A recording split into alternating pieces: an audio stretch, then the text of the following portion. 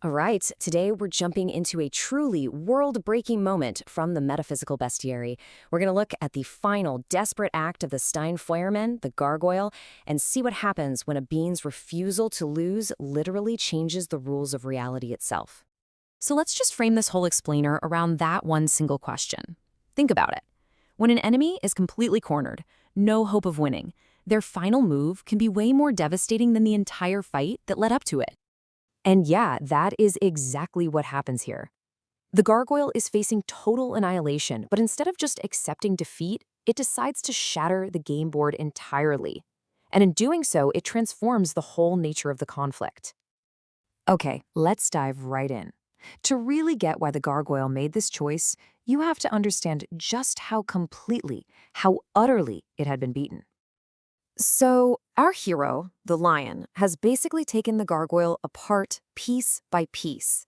He's rejected its deals, he's used its own logic against it, and he's proven that on a fundamental metaphysical level, the Gargoyle, well, it has no right to even exist. So, cornered and invalidated, the creature makes a terrifying decision. If I'm going down, I'm taking everything down with me. Now, to understand what it does next, we gotta touch on this concept from the bestiary, the Fichtean error. Basically, it's a kind of philosophical suicide. A being gets so wrapped up in its own ego, its own internal logic, that it literally turns itself to stone. It becomes a frozen monument to its own dead-end thinking. And here is the absolutely terrifying twist. The Gargoyle looks at this fatal flaw and sees a weapon. Instead of just turning itself to stone, it decides to weaponize that act, to force that petrification on the entire world. It's going to drag everyone else into the void with it. And this leads us to the Gargoyle's horrific final act. It's a process the source material calls absolute consumption.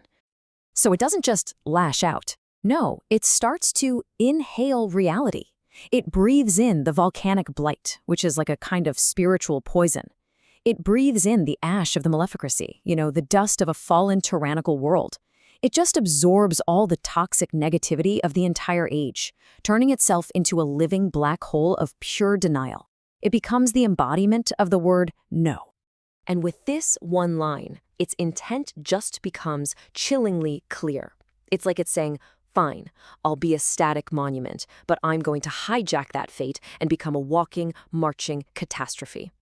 So, absorbing all that negativity, that was just step one. Step two is unleashing it. And it unleashes it as a final, absolutely terrible gift. Right? So it's become this supercharged battery of pure nothingness, of absolute zero, and it hits a critical point. It can't hold it all in anymore. It releases this power, but not as a simple attack, not as an explosion. It comes out as a pulse of blue forked lightning. And this is key. It's not meant to destroy. It's described as a false spark of life. And here's what that false life does. The lightning arcs out and strikes all the other statues in the Temple of Silence, souls who had already fallen to their own Fichtean error. The energy shatters their stone shells, but it doesn't bring them back to life. No, it reanimates them as something else, golems of regret. An entire army, waking up, running on nothing but the pure, unadulterated spirit of revenge.